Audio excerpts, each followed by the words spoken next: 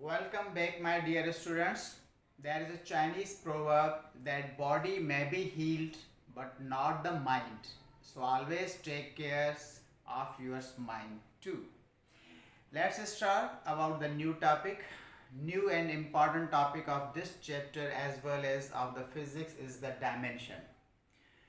Dimension word actually generally used for the direction or side or aspect or perspective. But in the physics, whenever we use dimension as a term, as a topic, then dimension actually denotes the nature. Nature of not human being, but nature of a physical quantity. So we can say dimension denotes the nature of a physical quantity. Yes very important dimension को हम special meaning में लेते हैं. Dimension की अगर special meaning in the physics पूछी जाए तो आप कह सकते हैं कि dimension means nature. Here dimension denotes the nature. Yes, nature को डिनोट करता है. किस तरह डिनोट करता है ये तो आप आगे पढ़ेंगे, सीखेंगे, समझेंगे, प्रैक्टिस करेंगे. लेकिन हम एक दूसरी भी बात आपको बता दूं, फिर उसके बाद हम डायमेंशंस को सीखते हैं. Dimension denotes the nature as well as we can say that dimension shows the strength of effect और डिपेंडेंसी ऑफ अ क्वांटिटी. तो ये स्ट्रेंथ और इफेक्ट और dependency of a physical on quantity on other physical quantity, dimension हमें किस तरह बतलाता है, तो इसको हम समझेंगे कि डायमेंशन की मदद से हम ये जान सकते हैं कि अगर फिलहाल क्वांटिटी को इतना चेंज किया जाए तो वो दूसरी जो क्वांटिटी है जो इस पहली वाली क्वांटिटी पर डिपेंड करती है, जिसको हम डिराइव्ड क्वांटिटी कहते हैं, तो डिराइव्ड क्वांटिटी कितना गुना चेंज होगी. Very interesting. तो हमें डायमेंशन ये भी बतलाता है कि हम किस तरह एक क्वांटिटी को चेंज करें तो कितनी चेंज डिराइव्ड क्वांटिटी में आ जाती है. तो इसको सिंपल वर्ड्स में हम कहते हैं dimension denotes the nature of physical quantity and it shows the strength of effect और dependency of a physical quantity on other physical quantity. ये सब हमें किस तरह पता चलेगा जब हम डायमेंशंस को पढ़ेंगे. तो पहली एक बात और याद रख लीजिए कि डायमेंशन को हम एक स्पेशल अलग किस्म के फॉर्मूले की तरह लिखते हैं. डायमेंशन जैसे आपने पढ़ा था कि किसी भी फिजिकल क्वांटिटी को हम इस तरह डिनोट करते हैं कि फिजिकल क्वांटिटी कोई भी एक क्यू है और उसका न्यूमेरिकल वैल्यू होता है, उसका यूनिट होता है. तो ये फिजिकल क्वांटिटी को लिखने का तरीका था. लेकिन किसी भी फिजिकल क्वांटिटी को आप डायमेंशन में किस तरह डिनोट करेंगे उसके फॉर्मूला को, जैसा कि आपको पता है कि अगर किसी भी मास का जिक्र हो रहा है तो मास की क्वांटिटी को हम स्मॉल m से लिखते हैं और उसकी न्यूमेरिकल वैल्यू कोई भी हो सकती है n और इसकी कोई भी यूनिट हो सकती है, जिस तरह ऐसा होता था. ये आपने सीखा था to write a physical quantity. How can we write a physical quantity, ये आप पढ़ चुके हैं. लेकिन जब किसी भी फिजिकल क्वांटिटी के आप डायमेंशंस पूछी जाएं तो डायमेंशंस को लिखने का तरीका ये होता है कि उस फिजिकल क्वांटिटी की डायमेंशंस की सिंबल को आप इस तरह डिनोट करेंगे, स्क्वायर ब्रैकेट में क्लोज करते हैं. फिर आप ये देखते हैं कि कोई भी डिराइव्ड क्वांटिटी कौन सी फिजिकल क्वांटिटीज पर डिपेंड करती है. तो हम आमतौर पर जो फर्स्ट ईयर में पढ़ रहे हैं तो वो जनरली हम पढ़ेंगे अबाउट द मैकेनिक्स, और मैकेनिक्स में जो भी क्वांटिटीज आप पढ़ेंगे वो तीन बेसिक क्वांटिटीज पर डिपेंड करती हैं. कौन सी? Mass, length and time. Yes, with the help of these three basic quantities you can determine any derived quantity or derived mechanical quantity. So these are there. So can we say dimension को denote करने के लिए हम dimension formula इस तरह लिखेंगे कि उस डिराइव्ड क्वांटिटी में मास का जिक्र है या नहीं है, तो मास को भी हम डिनोट करते हैं. लेंथ पर डिपेंडेंसी कितनी है, मे भी लेंथ का भी जिक्र हो. टाइम का। लेकिन वेरी इंपॉर्टेंट इज दिस, तो इस डायमेंशनल फार्मूला में इन बेसिक क्वांटिटीज के ऊपर कुछ पावर्स होते हैं। इन पावर्स को असल में हम डायमेंशंस कहते हैं। आगे चलकर आप सीखेंगे कि these powers actually denotes the dimensions of any physical quantity। तो ये डायमेंशनल फार्मूला हमेशा इस तरह लिखा जाता है और इसमें ये फकत चीज़ें चेंज होती हैं जिनको हम पावर कहते हैं। वो पावर जो बेसिक क्वांटिटीज के ऊपर रेज्ड हैं, ये पावर्स हमें बताते हैं कि फिलहाल क्वांटिटी से डिफरेंट है। अगर ये पावर्स आपको सेम मिल जाएं तो आप कह सकते हैं कि दिस फिलहाल quantity is equivalent to other physical quantity, otherwise not. Very interesting. So ये तरीका है किसी भी फिजिकल क्वांटिटी को की डायमेंशंस लिखने का। सो वेरी इंपॉर्टेंट, पहले मैं ये बता दूं कि किसी भी फिजिकल क्वांटिटी के डायमेंशंस को आप किस तरह लिखते हैं। So this is a way to write a dimensional formula of any physical quantity. Okay. एक दूसरी बात वेरी इंपॉर्टेंट, डायमेंशन सीखने से पहले आप नोट कर लीजिए कि हर बेसिक क्वांटिटी को हम एक डायमेंशंस मानते हैं। जैसा हमने कहा था कि SI सिस्टम में 7 basic SI quantities are there 7 basic SI units are there. Now you can say 7 basic dimensions are there.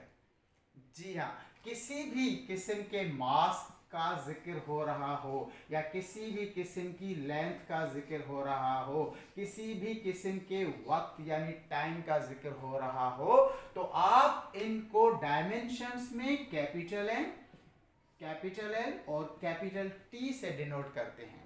हाँ, मैकेनिक्स में आप फकत ये 3 क्वांटिटीज का इस्तेमाल करते हैं, तो हम इन 3 का जिक्र कर रहे हैं। आगे चलकर थर्मोडायनामिक क्वांटिटीज में आप टेम्परेचर का जिक्र करते हैं, तो टेम्परेचर की डायमेंशंस को हम डिनोट के साथ करेंगे, या सम बुक्स में फॉरेन में थीटा भी यूज़ होती है। तो थीटा और के जब भी डायमेंशनल फॉर्मूले में लिखा जाए तो आप समझ जाएंगे कि there is the dimension of the temperature, यानी कि टेम्परेचर की बात हो रही है। तो केल्विन हम एज अ डायमेंशन यूज़ करते हैं। दीज आर, अच्छा करंट की बात हो तो करंट की डायमेंशंस के लिए हम यूज़ करते हैं एम्पेयर को। तो इस तरह दूसरी डायमेंशन भी लिखी जाती हैं, लेकिन 3 बेसिक क्वांटिटीज 3 बेसिक डायमेंशंस पे आप फोकस करें, because we are going to study about the mechanics in the first year class, so that's very important. अच्छा, अब क्या आप समझे कि डायमेंशंस को लिखा कैसे जाता है, डायमेंशनल फार्मूले को रिप्रेजेंट किस तरह किया जाता है। फिर आपने पढ़ा कि देयर आर 7 बेसिक डायमेंशंस, यानी हर बेसिक क्वांटिटी को हम बेसिक डायमेंशन मानते हैं। अच्छा, मास किसी भी किस्म का हो, अब ये आप यहाँ से बात स्टार्ट हो रही है कि डायमेंशन डिनोट्स द नेचर। तो नेचर का मतलब ये होता है कि किसी भी किस्म की अगर वो मास ही है, quantity of matter he represent हो रही है, उसका किस्म या नाम कोई भी आप लें, उस नाम से हमें कोई सरोकार नहीं है, हमें उसकी नेचर से सरोकार है कि अगर वो मास ही है तो आप कैपिटल M से उसको डिनोट करेंगे। जैसा कि आप पढ़ते हैं कि इनर्शियल मास होता है, कभी ग्रेविटेशनल मास की बात करते हैं, कभी रेस्ट मास का जिक्र होता है, कभी मूविंग मास का जिक्र होता है in special theory of relativity specially. लेकिन आप उसको है तो मास ना, तो उसको m के साथ डिनोट करेंगे, यानी यहाँ पे हर एक चीज़ के अलग नाम का गोरख धंधा नहीं चलता, यहाँ पर उसकी नेचर देखी जाती है। अब देखें लेंथ ठीक है, बड़ी साइड को हम हॉल की या प्लॉट की बड़ी साइड को हम लेंथ कहते हैं, छोटी साइड वाली को हम विड्थ कहते हैं। लेकिन विड्थ भी एक किस्म की क्या चीज़ है, लेंथ ही है, क्योंकि विड्थ को नापने के लिए भी आप क्या यूज़ करेंगे, आप कहेंगे हम मीटर रॉड यूज़ करेंगे। लेंथ को मेजर करने के लिए कौन सा तरीका यूज़ करेंगे, सर हम अगेन मीटर रॉड यूज़ करेंगे। तो इसका मतलब हुआ कि लेंथ हो या विड्थ हो, तो ये आम लैंग्वेज में समझने के लिए अलग नाम है, लेकिन डायमेंशन हमें बतला रही है कि इन सब चीज़ों की नेचर सेम है, यानी लेंथ है, फिर वो रेडियस हो, फिर वो हाइट हो, फिर वो थिकनेस हो, डिस्टेंस हो, डिस्प्लेसमेंट हो, सरकमफ्रेंस हो, डायामीटर हो, मीडियन हो, डायगोनल हो, ये जितने भी मैंने नाम लिए, आप कहेंगे सर इन सब का मतलब एक किस्म की लेंथ ही है। हाँ, समझने के लिए हमने इसको अलग अलग नाम दिए हुए हैं, लेकिन इन सब चीज़ों का मतलब एक ही है। Which one? लेंथ। तो समझ गए होंगे कि डायमेंशंस में हम किसी भी चीज़ की नेचर पे तवज्जो देते हैं, उसके नाम पर तवज्जो नहीं देते। तो टाइम ऐसे होता है, टेम्परेचर, करंट एटसेट्रा। सो आप समझ गए होंगे कि डायमेंशंस को रिप्रेजेंट इस तरह किया जाता है, और बेसिक क्वांटिटीज को हम कहते हैं बेसिक डायमेंशंस। तो आप कहेंगे कि अब किसी भी डिराइव्ड क्वांटिटी को डायमेंशन किस तरह रिप्रेजेंट की जाती है, इस पे काफ़ी सवाल आते हैं एनटीएस टेस्ट वगैरह में। तो आपको डायमेंशंस पे तो अच्छी तरह प्रैक्टिस होनी चाहिए।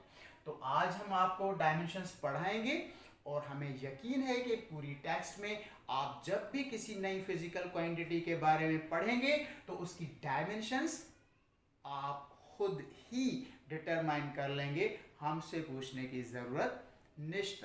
कम टू द पॉइंट।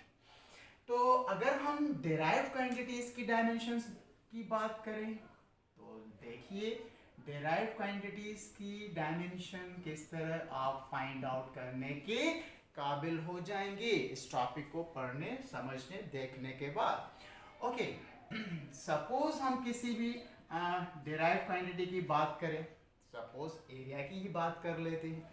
तो आपको पता है कि किसी भी प्लॉट की एरिया, किसी भी शीट की एरिया डिटरमाइन करने के लिए आप ये तरीका यूज करते हैं।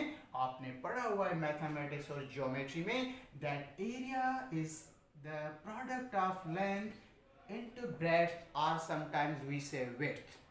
So can we say product of the length into breadth or length into width is known as the area. Area is a which quantity? Derived quantity. How can we write its dimensional formula? This one is its physical formula, you know already, huh? Now we are going to represent this physical quantity into dimensions. Yes, so area की dimension इस तरह लिखेंगे। अच्छा, length clear है? Length, तो इस length को आप स्मॉल लेटर से इंडिकेट नहीं करेंगे, लेकिन इसके लिए आप यूज करेंगे capital L. So can we say length. Width का मतलब क्या है? अब देखिए, नेचर पर गौर हो रही, तवज्जो हो रही है, उसके नाम पे तवज्जो नहीं हो रही। यानी कि क्वांटिटी की नेचर इंपॉर्टेंट है, ये समझना इंपॉर्टेंट है कि ये विड्थ है, ब्रेड्थ है, थिकनेस है, जो भी है, लेकिन असल में है क्या चीज़? तो फिजिक्स हमें बतला रही है, समझा रही है, हमें पता भी है कि ये फकत एक किस्म की लेंथ है। तो इसके लिए आप क्या लिखेंगे? अगेन एल ही लिखेंगे। विड्थ भी एक किस्म की लेंथ ही है, तो आप कहेंगे कि इसको हम इस तरह लिख सकते हैं, एल स्क्वायर। ये सही है। तो आप असल में इस तरह लिखें, इस तरह भी कहीं लिखा हो, ये भी डायमेंशनली करेक्ट है, लेकिन आप पर्टिकुलरली सिस्टमेटिकली लिखें तो एरिया ऐसी चीज़ है जिसमें मास की कोई लेन देन नहीं, मास पे कोई इसकी डिपेंडेंसी नहीं। तो इसका मतलब है कि इसका पावर क्या होना चाहिए? तो इस चीज़ के ऊपर आप 0 लिख लें, क्योंकि m power 0 is equal to 1 is multiplied by anything, so there is no any mentioning dependency of the mass। यानी एरिया मास से इंडिपेंडेंट है। एरिया को नापने के लिए अब फकत आपको 2 लेंस की ज़रूरत है, किसी और चीज़ की ज़रूरत नहीं है। I think you will be clear. So आप कहेंगे लेंथ का तो जिक्र है, हाँ लेंथ का जिक्र है, लेकिन उस लेंथ की कितनी स्ट्रेंथ है, कितनी पावर है? ये असल में पावर यहाँ से शो हो रही है कि ट्वाइस है, यानी 2। अच्छा, टाइम का इसके साथ कोई लेन देन है? नहीं है, तो टाइम के ऊपर आप 0 लिख लें। सो this is the dimensional formula of the area. तो आप इस तरह कह सकते हैं कि हम एरिया के डायमेंशनल फार्मूला को इस तरह लिख सकते हैं। अब इस तरह लिखा हुआ भी सही हो, इस तरह लिखा हुआ। अब आप देखिए कि मैंने आपको बताया था कि dimension denotes the nature of any physical quantity. ठीक है, डायमेंशन हमने नेचर पे गौर किया, वाकई सही है, डायमेंशन डिनोट्स द नेचर, यानी कि एरिया एक क्वांटिटी है, एक डिराइव क्वांटिटी है, जिसकी फ़कत नेचर ये है कि इसको नापने के लिए हमें लेंथ की ज़रूरत है, लेकिन 2 टाइम्स। तो अब मैंने दूसरी बात कही कि ठीक है, dimension also shows the strength of effect, or we can say dependency of a physical quantity on other physical quantity। Sir इसका मतलब क्या था? तो अब आप समझ सकते हैं कि यहाँ अगर पावर 2 है तो इसका मतलब है अगर लेंथ को ट्वाइस करें तो एरिया ट्वाइस नहीं बढ़ेगी, 4 गुना बढ़ जाएगी, क्योंकि 2 का स्क्वायर करें तो 4। अच्छा, अब अगर सोचिए यहाँ पावर 3 होती, यानी कि 3 अगर लिखा होता, किसी क्वांटिटी में होते हैं आएंगे, तो आप अगर कहेंगे उस क्वांटिटी की लेंथ को हम ट्वाइस करते तो क्या उसमें जो चेंज आती 4 वाली आती? नहीं, 2 को 3 मरतबा आपस में मल्टीप्लाई करने का मतलब है 8 गुना, 3 मरतबा, 2 to the 4, 4 to the 8। It means फिर एरिया में उस क्वांटिटी में चेंज आती 8 गुना, अब आई 4 गुना। इट मीन्स डायमेंशन पावर होती है, पावर हमें स्ट्रेंथ शो करती है, किसी भी फिजिकल क्वांटिटी की डिपेंडेंसी शो करती है कि कोई भी physical quantity other physical quantity पर किस तरह डिपेंड करता है। आई थिंक क्लियर हो गई बात कि डायमेंशन डिनोट करती है नेचर, और दूसरी मैंने समझाने की कोशिश की, dimension shows the strength of effect of a physical quantity on to other physical quantity. इसको आप और भी एग्जाम्पल के साथ देखते जाएंगे। Let's start now. तो आप समझ गए कि एरिया की डायमेंशन ये है। अच्छा, डायमेंशंस में ये भी आप समझते जाइए कि डायमेंशन हमें हेल्प करती हैं to determine the derived unit. यानी कि डायमेंशन मिल गई तो आप फौरन उसमें से डिराइव्ड यूनिट को डिराइव कर सकते हैं आसानी से। किस तरह कि अगर पूछा जाए कि which one is the SI unit of area, so can we say mass का तो कोई वास्ता भी नहीं है, लेंथ की यूनिट क्या है? मीटर है, उसके ऊपर पावर यहाँ पे 2 है तो इसको 2 लिखेंगे, तो इसको कहेंगे आप मीटर स्क्वायर, यानी आप एरिया को स्क्वायर मीटर्स में नापते हैं। अगर सीजीएस में होता तो स्क्वायर सेंटीमीटर होता, अगर फुट में मेजर करते तो स्क्वायर फीट होता। It's very common. So area की यूनिट भी हमें डिटरमाइन हो गई, लेकिन with the help of which formula? With the help of dimensional formula. So these are the dimensions of area. Very good. Now come to the second example. Suppose we want to determine the dimensions of volume. Now you will be very clear. So you know that a volume is determined by the length into width into height. Yes, 3 times, because here we were talking about the 2-dimensional thing. Length, width was there, so that was area. Now suppose we are talking about the volume of any cubical material. Suppose anything like this having 3 dimensions, so you can say it has a length, width as well as thickness, or you can say height. So अगर इस चीज का volume आपसे पूछा जाए तो आप किस तरह कैलकुलेट करते हैं? तो आप कहेंगे कि length into width into height, तीनों साइड्स को हम मल्टीप्लाई करते हैं तो उस चीज़ ने हमारी ज़मीन पर कितना स्पेस घेरा हुआ है, यानी कि कितना स्पेस ऑक्यूपाई किया हुआ है। So space occupied by anything is always known as what? Volume. So volume is space occupied by anything. मैंने जितना स्पेस यहाँ ऑक्यूपाई किया है ये मेरा वॉल्यूम है। इस ज़मीन पर इस कमरे ने जितना स्पेस ऑक्यूपाई किया हुआ है ये उसका वॉल्यूम है। हर चीज़ को अपनी, हर मैटर को अपना वॉल्यूम होता है, एक साइज होती है, जगह घेरता है, इसको आप कहते हैं matter. So what are the dimensions of volume now? अब आप समझ गए हैं, आप खुद ही कैलकुलेट कर सकते हैं। Length into length means 3 times length, तो इन 3 टाइम्स लेंथ को आप लिख सकते हैं। एम की तो कोई जिक्र नहीं है, लेंथ का जिक्र है, सो टाइम का जिक्र नहीं है। So simply can I write this is the dimensional formula for the volume? Yes, volume only depends upon the length, but with what effect, with what strength? Strength of 3, order of 3, power 3 है। तो ये order important है। अब मैं आपको simplify कर रहा हूं कि डायमेंशन का यहाँ फिजिक्स में क्वांटिटेटिवली ये मतलब होता है कि किसी भी बेसिक क्वांटिटी के ऊपर कितना पावर लिखा हुआ है, that power denotes the dimension of that physical quantity. Power यानी देखिए पावर में डिफरेंस है, तो आप कहेंगे कि एरिया अलग चीज है, वॉल्यूम एक अलग फिजिकल क्वांटिटी है, दोनों को आप एक जैसा नहीं कह सकते। एक जैसा नहीं कह सकते तो इनको आपस में आप ना ऐड कर सकते हैं और ना सब्ट्रैक्ट कर सकते हैं, क्योंकि एरिया अलग नेचर वाली चीज है, वॉल्यूम अलग नेचर वाली चीज है। लेकिन नेचर कहाँ से इंडिकेट हो रही है, तो आप देखेंगे कि नेचर सर पावर से इंडिकेट हो रही है। तो इसका मतलब हो गया कि डायमेंशंस का मतलब क्या हुआ, डायमेंशंस का मतलब हुआ power, which is raised over the basic quantity। yes, तो अब आप समझिए कि हमें डायमेंशन की अब तीसरी डेफिनेशन क्लियर मिल गई। पहले हमने कहा था कि dimension denotes the nature of physical quantity, फिर हमने समझा कि dimension shows the strength of effect of physical quantity. अब मैं तीसरी बात कर रहा हूँ कि डायमेंशंस को आप इस तरह भी एक्सप्लेन कर सकते हैं, इस तरह भी डिफाइन कर सकते हैं क्वांटिटेटिवली। पहले हम क्वालिटेटिवली बात कर रहे थे, तो सर डायमेंशन को किस तरह पढ़ें, तो आप पढ़ सकते हैं कि dimension is actually the power, dimension is the power which is raised over the basic quantities। लेकिन वो सारे पावर आपस में किस तरह लिखे होते हैं, आप कह सकते हैं कि प्रोडक्ट के फॉर्म है, मल्टीप्लिकेशन में है, तो इसका भी आप जिक्र कर सकते हैं।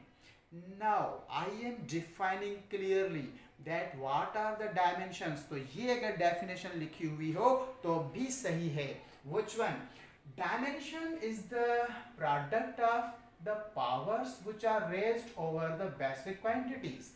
yes, dimensions is nothing, it is only the power, yeah, or you can say dimension is the product of the powers which are raised over the basic quantities। yes, that is actually definition of dimension, technical definition आप इसको कहेंगे। तो पहले मैंने आपको एक चीज समझाई, उस समझने के बाद हमें क्या पता चला कि डायमेंशन हम किसको कहते हैं। तो आपने ये देखा कि dimension is the product of the powers which are raised over the basic quantities. जी हाँ, इसको हम डायमेंशन कहते हैं। टेक्निकली अब बात हो रही है, तो ये पावर्स चेंज होते रहेंगे, तो मीन्स क्वांटिटी भी चेंज होती रहेगी। अगर ये पावर्स आपस में कहीं सेम मिल जाए तो आप कहेंगे कि इन दो क्वांटिटीज की डायमेंशन आपस में सेम है। तो जिनकी डायमेंशन सेम हो तो फिर उसमें आप एडिशन भी कर सकते हैं, सब्ट्रैक्शन भी कर सकते हैं, उन क्वांटिटीज को आपस में किसी इक्वेशन में आप लिख सकते हैं, otherwise no. So dimension denotes the nature of any physical quantity। तो ये आपने बिगनिंग में सीखा। अब आगे थोड़ा प्रैक्टिस करते हैं, लेट्स सी।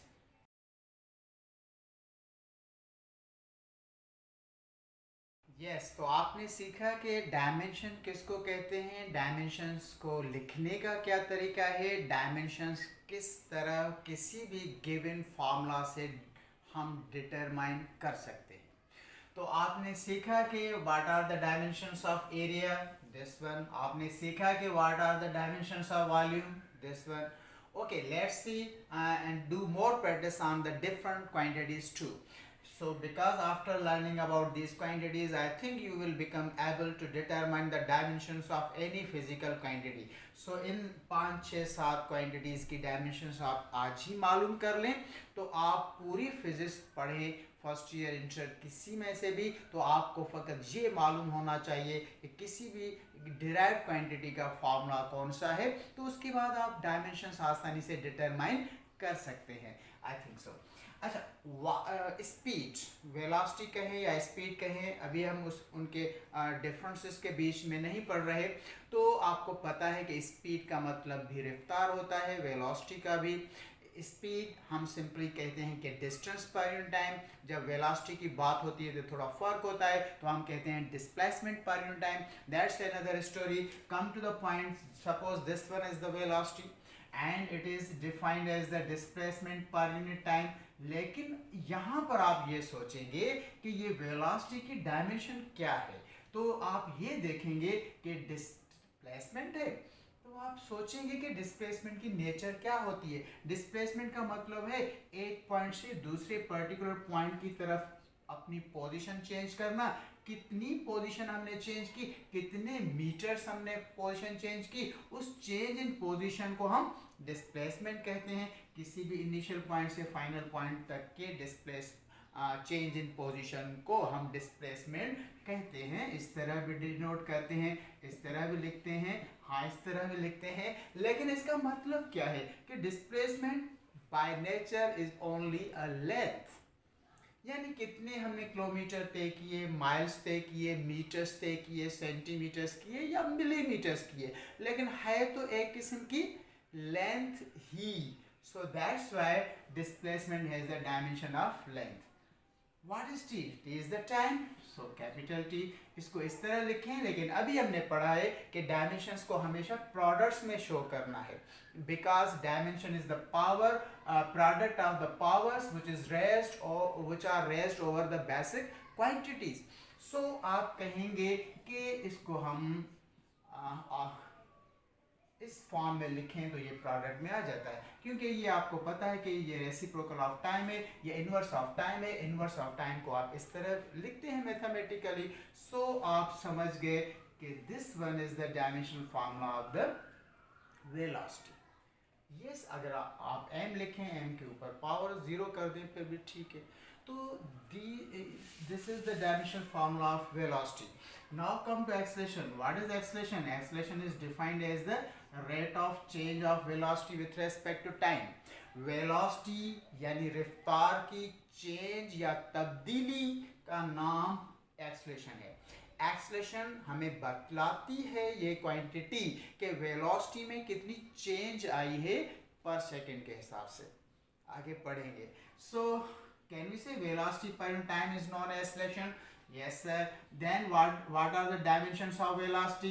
Already हमने डिटरमाइन कर लिया है। तो आप ये क्या लिखेंगे, टाइम फिर इनवर्स में है, इसको आप इस तरह लिख सकते हैं, टाइम वन इनवर्स दोनों प्रोडक्ट में हो तो प्रोडक्ट में आप उनके पावर्स ऐड करते हैं, तो -1 ये -2 हो गया। सो this is the dimensional formula of acceleration. Come to the force. Yes, force is the product of mass and acceleration. What is the dimension of mass? Now you can use the mass because force वो quantity है जो कि mass पर depend करती है। ये वो quantities हैं जो कि mass की quantity के हिसाब से वो independent है, यानी मास की डिपेंडेंसी यहाँ शो नहीं हुई, because these quantities do not depend on the mass, but this one quantity और अदर क्वांटिटीज में depend on the mass, so they are. समझ गए? मास अगेन एक्सेलरेशन की डायमेंशन अभी आपने सीखी है, तो फोर्स की डायमेंशन मालूम करना आसान हो गई। जब फोर्स की डायमेंशन मालूम करना आसान हो गई तो फिर आप कहेंगे कि pressure is defined as the force per area, तो फोर्स की डायमेंशन तो आपको पता चल गई है। इस तरह लिख सकते हैं एरिया की डायमेंशन, हाँ सर अभी हमने सीखी है, इसको कैंसिल कर लें तो आप लिख सकते हैं कि मास पर यूनिट लेंथ या पर लेंथ पर time square. This is a way to read the dimensional formula of the pressure. जी हाँ, प्रेशर को हम इस तरह लिखते हैं।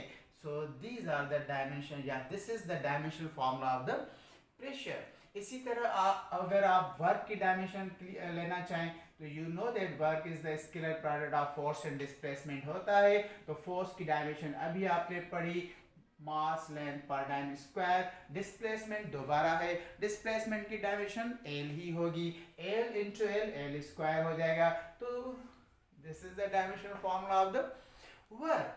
तो आप कहेंगे नो सर हमें काइनेटिक एनर्जी या किसी और का भी बताएं। काइनेटिक एनर्जी को आप इस तरह लिखते हैं जिसको आप मैकेनिकल काइनेटिक एनर्जी कहते हैं। ठीक है, mechanical kinetic energy is this one, तो आप इसको डायमेंशंस हमें इस कांस्टेंट के बारे में कुछ भी नहीं बतलाती। इसको हम बात करेंगे लिमिटेशंस ऑफ डायमेंशन। डायमेंशन की ये लिमिट है कि इस कांस्टेंट्स के बारे में डायमेंशंस हमें नहीं, तो डायमेंशंस में आप ये कांस्टेंट्स मत लिखा करें। इन कांस्टेंट्स को हम फिजिकली डिटरमाइन करते हैं, मैथमेटिकली कैलकुलेट करते हैं, but not with the help of dimension. So what will be the dimensions of kinetic energy and mass? What is the dimensions of velocity? अभी आपने सीखा है लेंथ पर टाइम। लेंथ पर टाइम के ऊपर क्या होना चाहिए? स्क्वायर। स्क्वायर करने का मतलब है कि क्या हो जाएगा? लेंथ पर time square. So can we say work and kinetic energy both are dimensionally equal? Look at this. Kinetic energy and work, कोई भी एनर्जी आप लें, potential energy, heat energy, electrical energy, tidal energy, कोई भी energy का कोई भी relation ले आए, लेकिन उसकी जो डायमेंशन होगी यही होगी। नाम चेंज हो रही है, नेचर तो चेंज नहीं हो रही। नेचर तो तवानाई वाली है यानी एनर्जी वाली है, तो उसकी डायमेंशन तो सेम रहनी चाहिए। तो आप कह सकते हैं कि all energies are dimensionally equal to work. So work को एनर्जी में कोई फर्क नहीं है। तो आगे चलकर आप वर्क और एनर्जीज को आपस में किसी भी इक्वेशन में ऐड और सब्ट्रैक्ट कर सकते हैं। जैसा कि आगे चलकर आप पढ़ते हैं कि वर्क एनर्जी इक्वेशन होती है, तो वर्क एनर्जी इक्वेशन में पोटेंशियल एनर्जी, काइनेटिक एनर्जी और वर्क का एक साथ ही जिक्र होता है। तो इस तरह हम पढ़ेंगे कि वर्क और काइनेटिक एनर्जी और other type of energy are dimensionally equal. तो डायमेंशनली इक्वल भी होते हैं। अगर कोई आपसे पूछे कि what are the dimensions of torque, torque is the cross product of force and movement arm कहते हैं, तो इसको अगर हम यूं लिखें, लेकिन वहाँ पे आर फर्स्ट वेक्टर होता है। क्रॉस प्रोडक्ट आप चलकर पढ़ेंगे कि वहाँ पे वेक्टर्स की पोजीशन फिक्स्ड होनी चाहिए, क्लियरली एक्सप्लेन होनी चाहिए।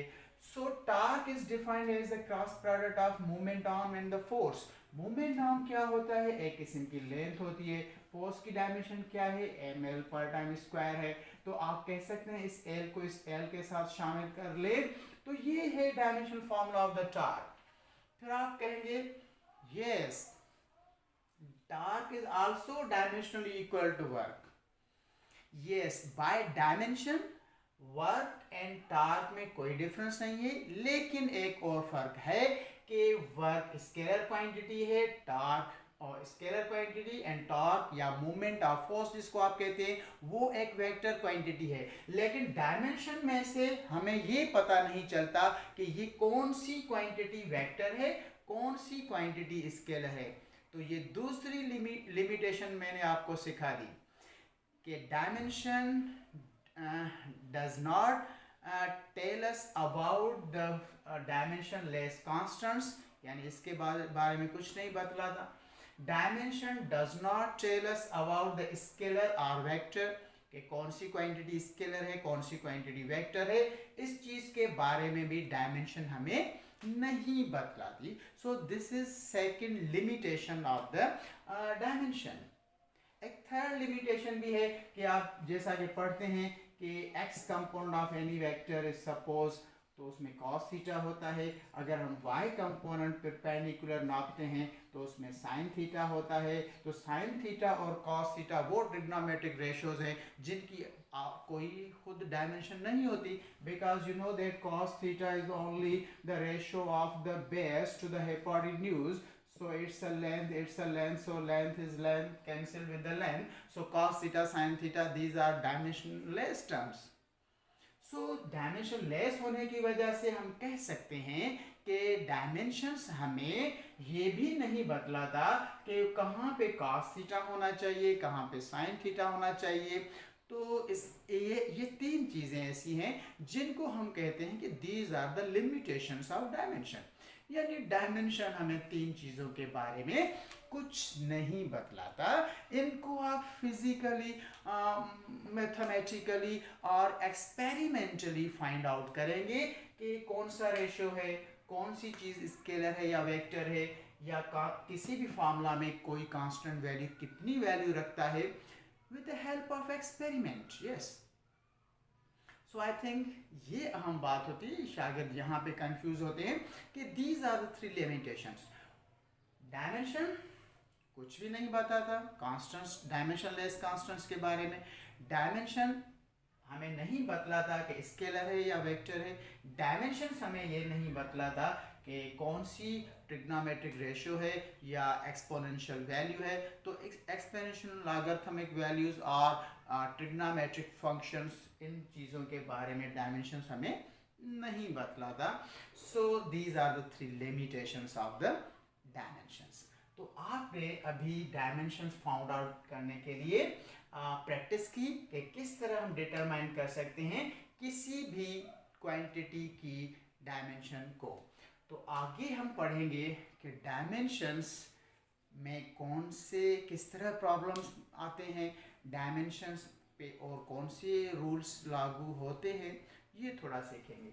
Yes, my dear students, after learning about the dimensional definition, how to determine the dimensional formula of any physical quantity, what were the limitations of the dimensions, now we are going to know that in the complete physics, which are the dimensional variables, because you know that कुछ dimensional quantities ऐसी होती हैं जो कि variables हैं और कुछ quantities ऐसी होती हैं जो कांस्टेंट्स होती हैं। तो फिजिक्स में कांस्टेंट्स और वेरिएबल्स के बारे में पढ़ते रहते हैं, लेकिन उन वेरिएबल्स में कुछ ये भी फ़र्क अभी से आप समझ लीजिए कि कुछ डायमेंशनल वेरिएबल्स होंगे, कुछ डायमेंशनलेस वेरिएबल्स होते हैं, कुछ डायमेंशनल कांस्टेंट्स होते हैं और कुछ डायमेंशनलेस कांस्टेंट्स होते हैं। फॉर एग्जाम्पल अगर आपसे पूछा जाए कि which one are the dimensional variables, तो I think for example you know that area dimensional variable थी, अभी आपने उनकी डायमेंशंस देखी। उसके बाद वॉल्यूम आपने देखा, वेलोसिटी देखी, acceleration, force, work, any type of energy, torque etcetera. आप जो भी ये क्वांटिटीज़ मैंने लिखी हैं आपने पढ़ी हैं या आगे पढ़ेंगे, तो ये सारी वो क्वांटिटीज़ हैं जो कि वेरिएबल्स भी हैं, इनकी वैल्यू वेरी होती रहती है। You know that these are not fixed quantities and but dimensional variables. Okay, तो आप कहेंगे कि which quantities are said to be the dimensionless variables. तो डायमेंशन लेस वेरिएबल्स में आपको ये क्वांटिटी 4 चैप्टर में आप पढ़ते हैं, जिसको हम प्लेन एंगल कहते हैं, जिसको आप एंगुलर डिस्प्लेसमेंट कहते हैं। तो एंगुलर डिस्प्लेसमेंट की कोई डायमेंशन नहीं होती, लेकिन ये है एक वेरिएबल। तो आप कहेंगे कि इसकी कैसे डायमेंशन नहीं है, तो आप पढ़ते हैं कि angular displacement is only, angle और angular displacement is only the ratio of arc distance to the radius of circle. तो ये भी डिस्टेंस है, इसकी डायमेंशन एल, रेडियस है, इसकी डायमेंशन नेचर भी एल, लेंथ वाली, दोनों लेंथ कैंसिल हो जाएं तो एंगुलर डिस्प्लेसमेंट और प्लेन एंगल की कोई डायमेंशन नहीं होती। तो आप कह सकते हैं कि that is dimension less variable. हाँ, ये वेरिएबल है लेकिन डायमेंशन लेस है। इसके अलावा अगर आप देखें तो फिजिक्स में कहीं जिक्र आता है, आप पढ़ते हैं आगे चलकर 8th चैप्टर में, स्ट्रेन का जिक्र आता है। यस, स्ट्रेन वो चेंज होती है जिसको आप फ्रैक्शनल चेंज इन लेंथ भी कह सकते हैं, और you can say fractional change in volume भी समटाइम्स आप मेजर करते हैं। तो आप देखें कि लेंथ को लेंथ से डिवाइड किया जा रहा है, वॉल्यूम को वॉल्यूम से डिवाइड किया जा रहा है। तो स्ट्रेन एक ऐसी वैल्यू हो गई जिसकी कोई डायमेंशन नहीं होती। कह सकते हैं कि strain and angle and plane angle both are dimensionless variables, है वेरिएबल लेकिन डायमेंशन लेस है। अगर दूसरी बात करें तो स्पेसिफिक होती है, स्पेसिफिक जिसको आप कहते हैं स्पेसिफिक डेंसिटी, या जिसको आप रिलेटिव डेंसिटी भी कहते हैं। तो स्पेसिफिक या रिलेटिव स्पेसिफिक ग्रेविटी भी सॉरी इसको कहते हैं। तो ये भी स्पेसिफिक ग्रेविटी क्या होती है? तो किसी भी चीज़ की डेंसिटी को आप वाटर की डेंसिटी के साथ कंपेयर करें तो इसको हम स्पेसिफिक ग्रेविटी कहते हैं। यानी कि किसी भी अगर सपोज अर्थ की डेंसिटी 5.5 इंटू 10 पावर 3 किलोग्राम पर क्यूबिक मीटर होती है, लेकिन अगर वाटर की डेंसिटी देखें तो वो इतनी किलोग्राम पर क्यूबिक मीटर होता है। तो वाटर की डेंसिटी के साथ इसको कंपेयर किया तो 5.5 मिली। इसको आप कह सकते हैं specific gravity. Yes, again it is a variable, but which one? It is a dimensionless variable। क्यों कि एक किस्म की डेंसिटी के साथ आप वाटर की डेंसिटी डिवाइड कर रहे हैं, उसके साथ कंपेयर कर रहे हैं, उसके साथ आप रेशो ले रहे हैं, तो आप कहेंगे कि स्पेसिफिक ग्रेविटी की कोई डायमेंशन नहीं होती। तो है ये वेरिएबल, लेकिन इसकी डायमेंशन नहीं होती। ओके, तो आप समझ गए। वेरिएबल्स के बाद हम बात कर रहे हैं कांस्टेंट्स की। तो आपने देखा होगा कि सम कांस्टेंट्स ऐसे होते हैं जिनकी कोई डायमेंशन होती है, लेकिन कुछ कांस्टेंट्स ऐसे होते हैं जिनकी कोई डायमेंशन नहीं होती। तो आप कहेंगे कि सर फॉर एग्जांपल, जैसा कि आपको पता है gravitational constant, universal gravitational constant हम लिखते हैं। यूनिवर्सल ग्रेविटेशनल कांस्टेंट को हम कह सकते हैं कि डायमेंशनल कांस्टेंट है। आपको याद होगा कि इसको हम ग्रेविटेशनल कांस्टेंट को ग्रेविटेशनल लॉ में पढ़ते हैं और इस कांस्टेंट का हम फार्मूला बनाते हैं, उसमें से इसकी डायमेंशन ले सकते हैं। तो मैं चाहूँगा कि उस डायमेंशन को आप डिटरमाइन कर लें तो बेहतर है। मैट्रिक में आप पढ़ के आए होंगे कि जी असल में क्या चीज़ होती है, फोर्स, डिस्प्लेसमेंट स्क्वायर m1 और m2, इस तरह होता है। ग्रेविटेशनल लॉ में आप पढ़ेंगे। तो फोर्स की डायमेंशन क्या हो गई, तो याद कीजिए फोर्स की डायमेंशन अभी आपने पढ़ी है। तो हम ये चेक करने जा रहे हैं कि जी जो ग्रेविटेशनल कांस्टेंट है ये डायमेंशनल कांस्टेंट है या डायमेंशनलेस कांस्टेंट है।